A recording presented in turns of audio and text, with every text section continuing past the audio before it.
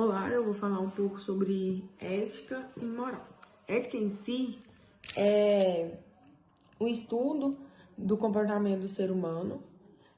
Como diz o autor, é um moral de um conjunto de valores e reação de propostas aos indivíduos e aos grupos por intermediação de aparelho prescrito diversos, como podem ser a família, alguma coisa escrita educativa, sobre a igreja e etc. Esse conjunto de regras pode ser formulado em códigos mais específicos ou até escritos, mas também ser transmitido de maneira difusa. Pode assim haver regras que nem sempre são correntes entre si. Agora, a última coisa que o autor colocou, eu destaquei e achei interessante, foi assim a moral e a maneira pela qual ele se abstém, mais ou menos, completamente, em um príncipe de conduto ou maneira que qual ele se substrói a resistas e um pré-cressão. Agora falar um pouco sobre ser moral e consciência moral. Em outro modo, de nós darmos conta de existência do moral consciência no ensinar ou a que vive em situação bem coerente em nossas vidas individualmente ou até em grupos humanos ou até internacional. Conforme escrito pela autora no texto, acesso à consciência moral diz respeito aos valores, sentidos, intenção, decisões, ações referidas entre o mal e o bem, respeito e respeito. Também tem o desejo da felicidade. Se por um lado contamos que a moral existe desde que a civilização e por sempre teremos dificuldade para entender o que devemos ter moral e o que, ou seja, por que e para viver temos que ter moral, escrito ou não. Dando continuidade, no entanto, nunca alcanço também dessas e por isso tenho prejudicado os outros. Por esse motivo, é necessário de estabelecer através de um normal um limite para que os seres humanos façam o fim de relação seus desejos. E agora eu transmito a minha fala para minha dupla. Olá, meu nome é Renata e eu irei falar um pouco sobre as éticas antiga, medieval e moderna. Então, de maneira geral, na história e no comportamento humano, são apresentadas 3 fontes da norma moral. Em primeiro lugar, os antigos. Esta dá normas à vontade humana para que esta possa deliberar corretamente. A norma é vivida e aceita como se fosse estabelecida e definida por algo que os gregos eles denominaram physis ou natureza, por uma natureza que está acima de cada indivíduo e é igual em todos. Então, essa natureza de algum modo é identificada como razão última de toda a realidade e que é conhecida pela razão humana, que faz parte dessa natureza ou razão universal. E é claro que, nesse caso, não podemos ser livres em todas as coisas frente à natureza, mas há algo que depende de nossa vontade e nossa ação, que deve ser guiada pela razão humana que se conforma ou não à lei da natureza. Em segundo lugar, falamos da Idade Média. E os seres humanos, eles assumiram e assumiram um código de regras como se fosse estabelecido por um ser superior, por Deus. E assim, fazer o mal é para os cristãos descumprir qualquer mandamento divino, mandamento que foi revelado por Deus. No caso da moral cristã, parte do pressuposto de que a nossa existência humana e a vontade humana estão marcadas por um pecado original que nos torna fracos para cumprir a lei moral divina sem o auxílio da própria divindade. Mesmo assim, somos livres, pois podemos escolher entre cumprir ou não a vontade de Deus. De toda maneira, descumprir consciente e responsavelmente uma lei divina equivale a agir contra Deus, mas equivale também a agir mal contra os outros seres humanos e a fazer o mal a si mesmo. E quando alguém não crê em Deus, não saberá qual a norma a cumprir, e nem saberá o que são o bem e o mal. Além disso, com o cristianismo, não se trata de apenas submeter a vontade à razão, como era para os antigos, mas também se trata de submeter a vontade humana à vontade de Deus. Em terceiro lugar, falamos aqui dos modernos. A lei moral é estabelecida pelos próprios seres humanos, tanto através de hábitos estabelecidos nas coletividades, através de convenções ou consensos, quanto aparecendo escrita, por exemplo, nas constituições nacionais e em acordos internacionais. Isso significa negar que nós nascemos morais, mas que nos tornamos seres morais. Existem autores como Maquiavel e Hobbes que dizem que, por natureza, os seres humanos são maus, ou seja, se não estabelecer um limite, uma norma, tenderemos a fazer o mal e não o bem. Todos esses autores, porém, admitiram que, por natureza, não somos seres morais, mas só nos tornamos morais a partir do estabelecimento de uma lei de origem humana.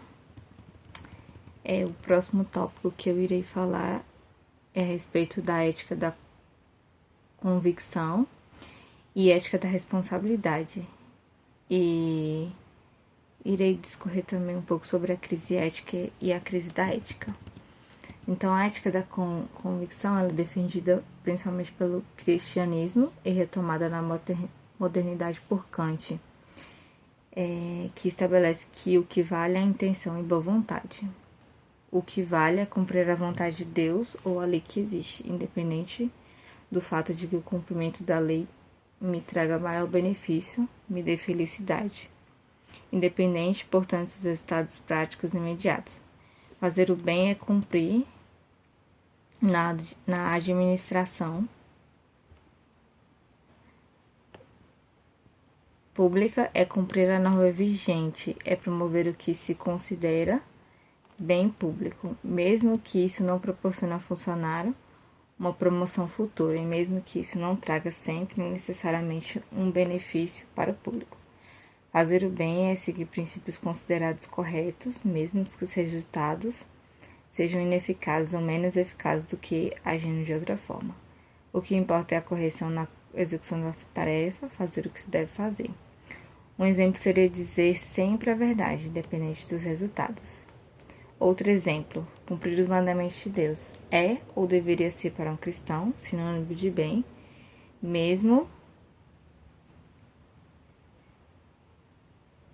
que o cumprimento não sirva para ele ser mais bem visto, ficar mais rico ou ter maior reconhecimento por parte dos outros. De acordo com a ética da convicção, no dizer de Kant, importa ser digno de ser feliz, não ser realmente feliz. Lembremos também das passagens bíblicas que destacam claramente que os que cumprem nem sempre vivem mal. Outro exemplo foi dado por Platão. Uma sociedade predominantemente injusta, os que fazem o bem não vivem bem.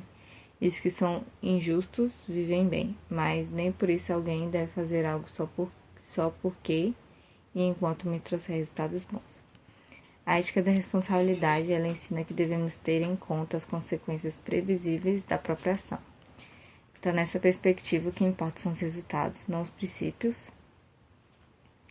Ou servir publicamente, fazer o bem e agir em função do resultado, que pode ser tanto a melhor promoção do bem comum quanto a melhor promoção do bem pessoal do próprio servidor, ou então ambos os resultados.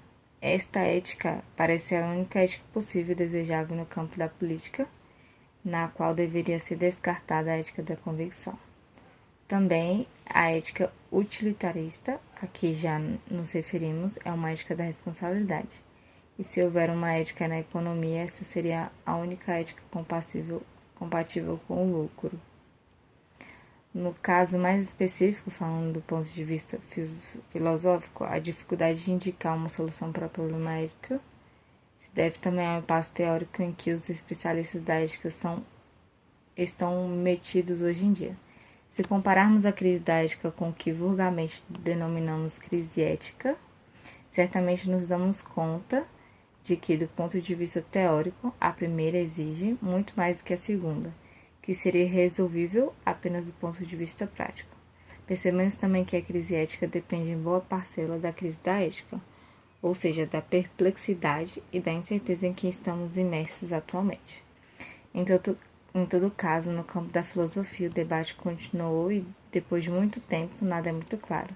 Há também uma percepção. Costumamos pensar, como Platão e Aristóteles, que todos os erros morais eram devidos à ignorância, à falta de conhecimento, e que todos os seres humanos letrados ou inteligentes não poderiam cometer erros, erros também do ponto de vista moral. Entretanto, constatamos que homens letrados também cometem erros morais. De toda maneira, ao lado daqueles que conservam a convicção de que ainda é possível fundar racionalmente um valor moral universal, há outros que duvidam seriamente disso.